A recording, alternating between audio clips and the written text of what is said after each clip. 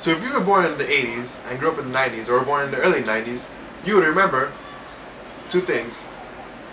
Saturday morning cartoons and afternoon cartoons, which don't exist anymore. In this video, I'm going to talk to you about my favorite Fox Kids Saturday morning cartoon shows from the 90s. Now, this is not in any specific order of popularity or whatever. This is just my top 10 shows from Fox Kids only. And here with me is my special guest, Mr. Angel Figueroa. I actually have some experience doing vlogs. Thank you for joining me, sir. I'm glad you could Take the tiny hand. take time out of your busy schedule. Anyways, so we're gonna It's not discuss. like you're filming this in my bedroom or something. After all, the only thing behind us is a nondescript white wall. Right. Okay, so like I said before, Angel and I we're gonna discuss my top 10 Fox Kids shows, and I'm pretty sure if you've watched these shows, they were some of your favorites too. And I'm pretty sure that I am much more capable of talking naturally to a camera. Right. Okay. Number 10. Eek the Cat. How many guys remember that? I bet I remember it better than you do. That's true. Eek was a fat purple cat who lived as a house pet to an ugly family in a strange world where being an anthropomorphic animal means absolutely nothing, because you could either be a pet or you could own your own property. Because the across the street neighbor, Annabelle, was every much a cat as Eek was, except that she was huge and fat, and yet she was actually the homeowner. She wasn't anyone's pet. So take for that what you will. And also the Terrible Thunder Lizards. Yes, there was also a sub-series called The Terrible Thunder Lizards, which is about two cavemen living in dinosaur world. I believe the Terrible Thunder Lizards actually did have an arc that concluded with the Ice Age killing everybody off. Yeah, which I think is how that Jim Henson's dinosaur show ended too. But I'm not talking about Jim Henson's dinosaurs. I'm talking about Eek the Cat. This show was actually really violent in some places. Like the hits that Eek would take were actually really hard, and they had things like a deranged bunny rabbit that tried to kill Eek's family, and you had some Care Bears parodies that I believe one time Eek bought a virtual reality helmet which just played a video of them being on a virtual roller coaster, and the bears themselves came into Eek's house and they picked his couch up and they started shaking it around and lifting it up on cranes and dropping it so that he could feel the sensations. There was also some musical episodes, like these two rockers that tried to steal Annabelle's sweetness, and a Terminator parody, which involved an anthropomorphic shark dog girl, because Annabelle's dog was a shark hound. It was supposedly supposed to stop robot dog catchers. Of course, it ended up with Sharky telling everybody his real full name, and it turned out that they went back in time for the wrong dog, because he wasn't the ancestor of the dog that saved the world. He was just a different dog. Imagine if you go back in time to kill Sarah Connor, but you end up killing the wrong Sarah Connor. That's terrible. Arnie would never make such an error. But I've been doing all the talking. Why don't you tell me what you remember about Eek the Cat? I don't know. I was like 2 years old, so I just remember there were terrible thunder lizards.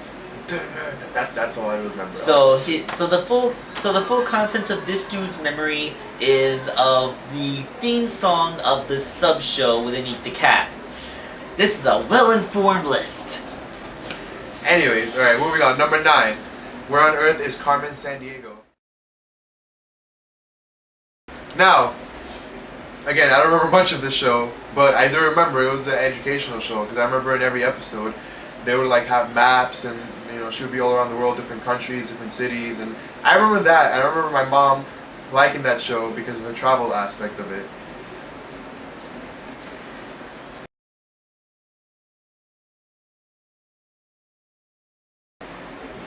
Yeah, so we have Where on Earth is Carmen Sandiego was fortunately not done in cheaply animated GIFs. It was an actual animated cartoon show.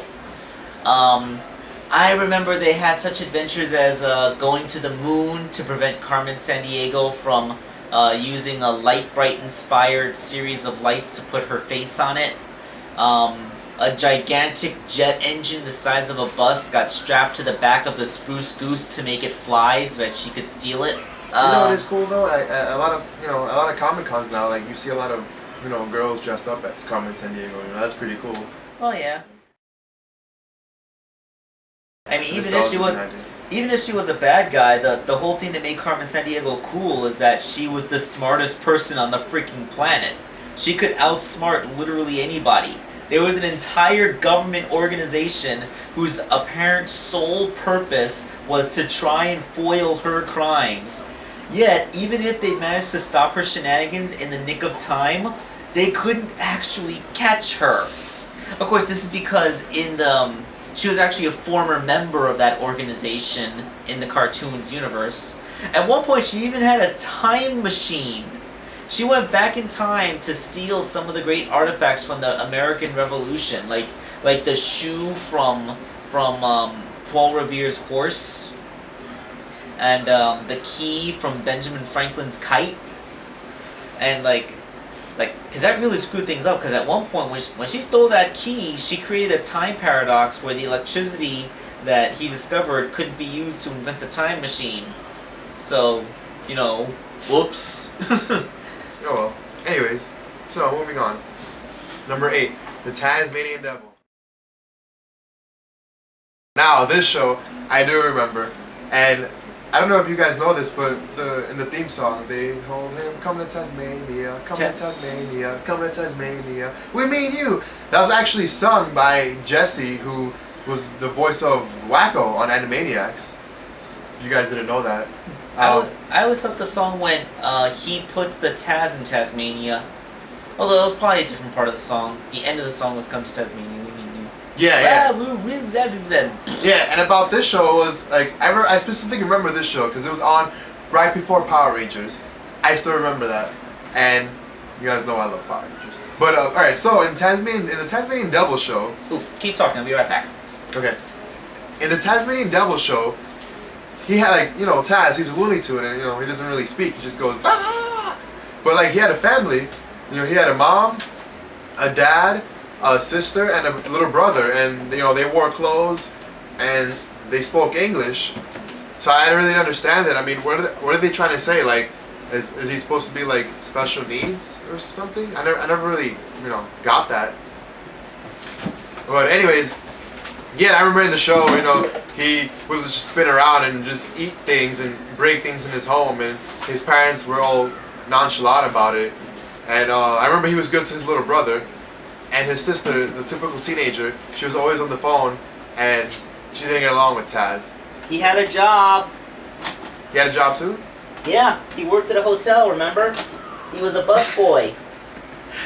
Yeah, I remember that. And I remember this other episode when his mom told him not to eat the chicken or some turkey that was there, and then I remember in cartoons they had the smell would come and grab you in the nose and take you that. Oh, I remember that. It had a video game based off of it. Oh. Yeah, it's a Tasmanian Devil video game. The video game starts with Taz's dad telling the story about these giant birds that laid eggs that could feed their ancestors for a whole year. So Taz goes off on a quest to find these giant eggs, and you encounter all the characters from the show. You get the little rat people, that bush lad that was always trying to do trying to earn his manhood. And there's good old-fashioned slapstick, going through a robot manufacturing plant for some reason that you can get caught up in all the industrial machinery.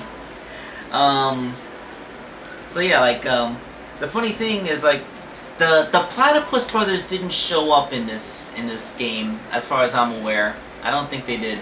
I've beaten this game, but it was not easy. The problem. Like you Yeah. had to like go over the waterfall, and if you Yeah. got into the wrong way, it killed you. Okay, yeah. The thing with this game is it has what a lot of people call leap of faith gameplay. That is like it's a platformer game mostly, but the camera is pulled in too tight on the character, so you can't really see the surroundings very well. So like when you reach the edge of a platform and you have to jump to the next platform, it might actually not be visible. So a lot of proceeding through this game is about memorizing the level's layout and going through that way, especially in the minecart stages. There's a level select code, but you actually need 2 controllers to do it. Like you have to hold all A, B, and C on one controller, and then A, B, and C on the first player controller, and then press start, and that opens up the level select. But I have beaten this game legitimately at least once. And for how ridiculously tough it is to get through the whole game, the final boss is kind of a joke. It's just, it's a seagull head that pokes in and screeches at you. You jump up and you hit it in the eye until it goes away, and then Taz is about to eat the egg when it hatches into a baby seagull, and so he's like, and then the end credits is him just trying to get away while the baby seagull, who thinks he's his mother, is chasing him around the map. It had a sequel, Taz: An Escape from Mars, which actually involves Marvin the Martian abducting him. That game is technically better made. Like the camera is actually pulled out so you can see the platforms you need to get to, and it controls pretty good too. And Taz can do new stuff like bounce off walls and spin up vertical surfaces and stuff. Except that I've never really gotten past the 4th level in that game because it is hard. I only found a copy of it at Comic-Con a couple years ago, and I haven't really been able to get very far in it. I gotta give it the old college try later on.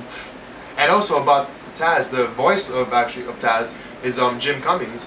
I don't even know who Jim Cummings is. He voiced a lot of he's the voice of Tigger and Pooh. He was the voice of the singing voice in The Lion King, singing Scar.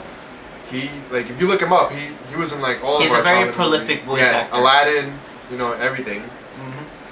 Yeah. So, next. Yeah, this is the next one. Well, there was a couple of side characters they added just for this show, like Dingo, the Platypus Brothers, that big guy, that big Australian guy that with ran his the mom. Hotel. He had a mom? I guess he had a mom. Yeah. Wasn't there like also like a duck lady that worked at the hotel? There was a lady manager at the hotel. I don't remember. Yeah. The thing about the Taz show is it had like 2 seasons, but like 13 episodes each. But when I was younger, I remember it was on for a while. So I guess it was such a popular show they just kept re-airing it, I believe. Taz made a cameo in Animaniacs. Yeah. Yeah, it was during the Beauty and the Beast parody. He was just trying to be the Beast, but the Animaniacs siblings were all like, "You're Taz, aren't you?" Like, I don't know what you're talking about. Yeah, that's the thing. He supposedly didn't speak, but there were times when he did speak. Like there was. Hey, this has been established ever since the olden days. Taz can talk. He's just very feral and doesn't do it often. Like, he mostly grunts and growls while he eats everything, but he will talk. Like, even the old Bugs Bunny shorts, like, "Why for you bury me in the cold, cold ground?" Like, he did talk. Yeah. So he does occasionally talk, even if his vocabulary is not all that great. Yeah, because I remember he made a prank for his sister, and he said "Happy birthday," and like it was just a pie that slapped her in the face. All right. Okay. So let's go on to your next cartoon. What's next on your list? Number here? 7.